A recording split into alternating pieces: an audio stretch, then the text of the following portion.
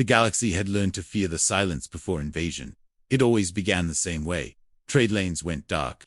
Outposts stopped responding. Entire systems vanished from the maps as if erased by an unseen hand. They called themselves the Dominion, a coalition of war species bound together by conquest. They did not negotiate. They did not occupy. They consumed. Worlds that resisted were reduced to ash. Worlds that surrendered were stripped of resources and left hollow. Civilizations thousands of years old fell within weeks. The Galactic Council issued declarations and condemnations. The Voracle answered with orbital bombardment. Fleet after fleet was shattered, trying to slow the advance. Advanced shields folded under weapons that tore space-time itself. Dreadnoughts the size of moons were cleaved apart in seconds. The galaxy watched and waited for someone else to act. Then the Dominion reached the outer fringe, a quiet region filled with minor species and forgotten systems. There they encountered something strange, scattered wreckage of Voraco scout ships. No energy signatures, no signs of battle. At first they assumed malfunction, then an entire raiding fleet vanished near a dead star. No survivors, no debris field, just silence. The Dominion pressed forward. Arrogance forged by centuries of victory blinded them. That was when long-range sensors detected it. A single vessel emerging from the void. No escort, no fleet formation, just one ship. It was small by galactic standards, barely a kilometer long. Its hull was dark and unmarked. No known power signatures, no visible weapons. The Voracle laughed. They broadcast surrender demands, threats, promises of extinction. The ship did not respond. It simply adjusted its vector and accelerated straight toward the heart of the Dominion armada. For the first time in centuries, the galaxy leaned forward in collective, breathless silence. The Voracle opened fire first. Beams of antimatter lanced across space. Enough energy to crack planets. The human ship did not dodge. Instead, space warped around it. The beams bent, curved, and vanished into nothing. Dominion commanders screamed. Orders. Missile swarms followed. Thousands of warheads tracking the lone target. The human ship disappeared. Not exploded, not destroyed. It simply ceased to exist. A fraction of a second later it reappeared inside the Voracle formation. Shock waves rippled through the armada.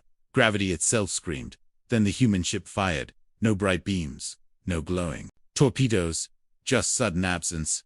3 Voracle battleships vanished entirely. Not destroyed. Not fragmented. Gone. Panic spread across the Dominion network. Their weapons could not lock on. Their shields collapsed under forces they could not identify. Space folded and unfolded at the human ship's command. The lone vessel moved like a predator. Precise, calm, unhurried. Each weapon strike was fatal. Targeting engines, command vessels, power cores, never wasting energy.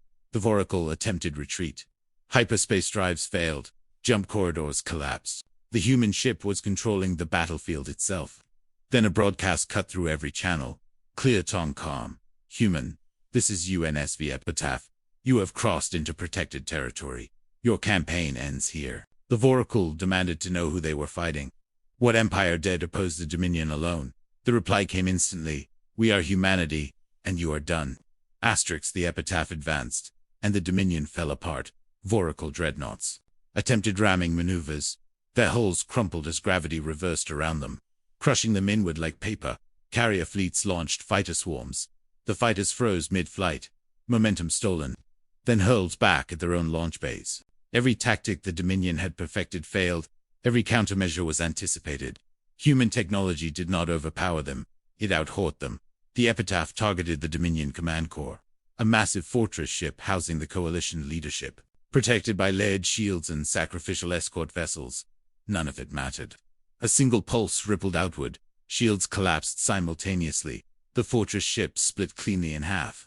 The Voracle network went silent, without leadership, without coordination. Their fleets scattered. The human ship did not pursue the fleeing vessels. It let them run. It wanted witnesses before leaving. The Epitaph transmitted one final message across all frequencies. This galaxy is not yours. Never was, never will be. Then, it vanished back into the void, leaving behind wreckage. And a truth the galaxy could not ignore. News spread faster than light through quantum relays. The Voracle Dominion was broken, not defeated by an alliance, not worn down by attrition. Ended by one ship. Species that had hidden for generations emerged. Council chambers filled with panic and wonder. Who were the humans? Where had they come from? How many ships did they have? Scouts were sent toward human space. Most never found it. Those that did returned with fragments of data, thousands of systems, heavily defended borders, fleets far larger than anything the Dominion possessed. It became clear the Epitap was not a flagship. It was a patrol vessel. The realization shook the galaxy to its core. Humanity had watched the war, measured the threat, and responded with minimum force. The Galactic Council issued an official apology, a formal recognition of human sovereignty, and a quiet plea. Please do not intervene again. Among spacer bars and station docks. The story grew. They said the void itself moved aside for human ships, that stars dimmed when they passed. Children of 100 species learned a new rule. Do not threaten Earth. Do not test humanity.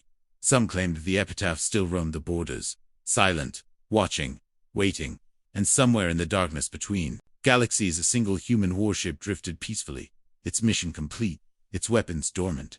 Because humanity did not seek conquest, they sought balance, and the galaxy would never forget the day when monsters met a single human ship and learned fear for the first time.